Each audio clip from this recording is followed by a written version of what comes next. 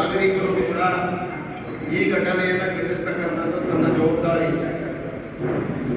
ಹಿಂದೂ ಮುಸ್ಲಿಮನ ಪದಾರ್ಥಕ್ಕಿಂತ ಹೆಚ್ಚಾಗಿ ಇಲ್ಲಿ ಅಲ್ಲಲ್ಲಿರ್ತಕ್ಕಂಥ ಮುಸ್ಲಿಮನು ಕೂಡ ಈ ಘಟನೆಯನ್ನು ಖಂಡಿಸಬೇಕು.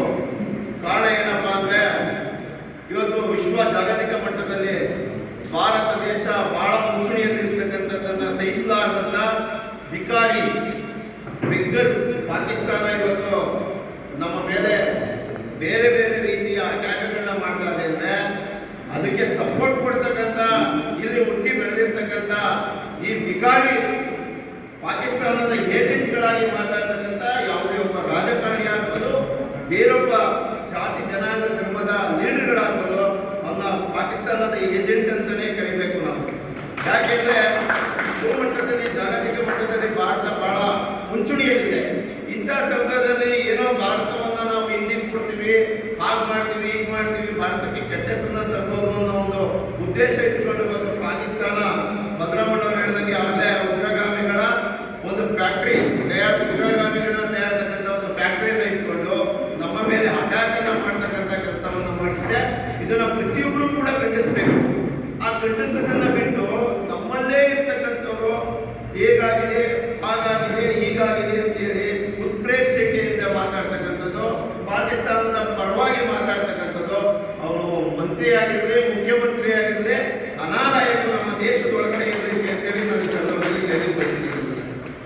ಯಾಕೆಂದ್ರೆ ಶಾಂತಿ ಸೌಹಾರ್ದತೆಗೆ ಹೆಸರಾಗಿರ್ತಕ್ಕಂಥ ಭಾರತ ದೇಶ ಬೇರೆ ಬೇರೆ ರಾಷ್ಟ್ರಗಳಲ್ಲಿ ಎರಡೇ ಜನಾಂಗ ಇರ್ತದೆ, ಆದ್ರೆ ನಮ್ಮ ರಾಷ್ಟ್ರದಲ್ಲಿ ಸಾವಿರಾರು ಜನಾಂಗ ಇದೆ, ಜಾತಿ ಮತ ಪಂಥಗಳಿದ್ದಾವೆ.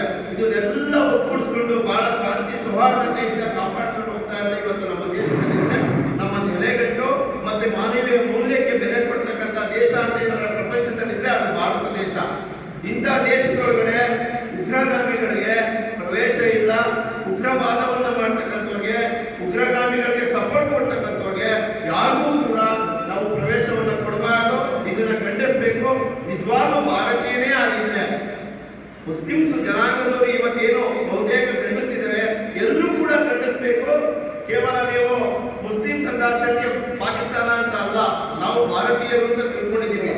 ನೀವು ಕೂಡ ಇದನ್ನ ಖಂಡಿಸಿ ಬೀದಿಗಿಳಿದು ಹೋರಾಟವನ್ನ ಮಾಡಬೇಕು.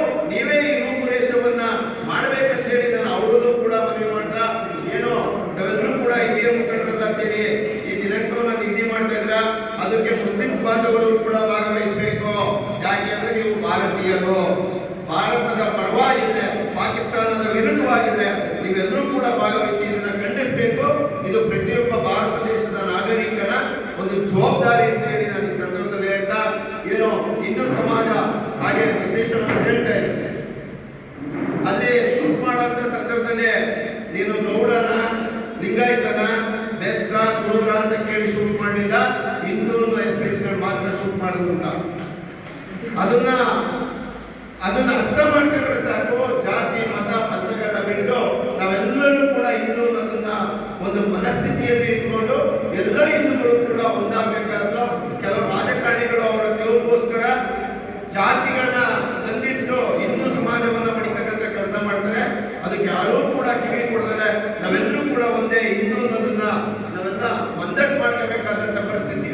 ಯಾಕೆಂದ್ರೆ ಇವತ್ತು ಇಂಥ ಪರಿಸ್ಥಿತಿಯಲ್ಲಿ ನಮ್ಮ ಏನು ಮಂತ್ರಿಗಳಿದ್ದಾರೆ, ಜಮೀರವರು, ಇನ್ನೊಬ್ರು ಮುಖ್ಯಮಂತ್ರಿಗಳು, ಇನ್ನೊಬ್ರು ಯಾವುದೋ ಮಕ್ಕಳುಗಳೇ ಪ್ರವಾಸಕ್ಕೆ ಹೋಗಿದ್ರು ಕೂಡ ಅಲ್ಲಿ ಬದುಕ್ಬತ್ತಿದ್ದು ಅವ್ರೊಬ್ಬರೇ ಅಂತಾನೆ ಹೇಳ್ಬೇಕು. ಜಮೀರವ್ರ ಮಗ ಒಬ್ಬನೇ ಬದುಕು ಬರ್ತಿತ್ತು. ಯಾಕೆಂದ್ರೆ ಈ ಮೂಲಕ ಟಾರ್ಗೆಟ್ ಮಾಡಿದ್ರೆ ನಮ್ಮ ಮಕ್ಕಳುಗಳೇ ಹೊಡೆದಾಗ್ತದೆ. ಅದನ್ನ ನಮ್ಮ ರಾಜಕಾರಣಿಗಳು ಕೂಡ ಮನವರಿಕೆ ಮಾಡ್ಕೋಬೇಕು. ದಯಮಾಡಿ ಎಲ್ಲರೂ ಕೂಡ ಒಂದಾಗಿ ಏನು ತಾಲೂಕಿನಲ್ಲಿ ನಾವು ಮೆಸೇಜ್ ಕೊಡ್ತಕ್ಕಂಥದ್ದು, ಪಾಕಿಸ್ತಾನಕ್ಕೆ ಮೆಸೇಜ್ ಕೊಡ್ತಕ್ಕಂಥದ್ದು ಬೇರೆ ಪ್ರಶ್ನೆ. ನಮ್ಮನ್ನು ನಾವು ಜಾಗೃತಿ ಮಾಡಬೇಕಾದಂತ ಅನಿವಾರ್ಯತೆ ಅವಶ್ಯಕತೆ ಇವತ್ತಿದೆ. ಹಿಂದೂ ಸಮಾಜ ಜಾಗೃತರಾಗ್ತಿಲ್ಲ. ಇಂಥ ಸಂದರ್ಭದಲ್ಲಿ ನಾವೆಲ್ಲರೂ ಕೂಡ ಜಾತ್ಯತೀತವಾಗಿ ಎಲ್ಲ ಜಾತಿಯನ್ನ ಬದಿಗಿಟ್ಟು ನಾವೆಲ್ಲ ಒಂದೇ ಹಿಂದೂ ಸಮಾಜ ಅಂತೇಳಿ ನಾವು ಭಾರತದ ಪರವಾಗಿದ್ದೀವಿ ಅಂತೇಳಿ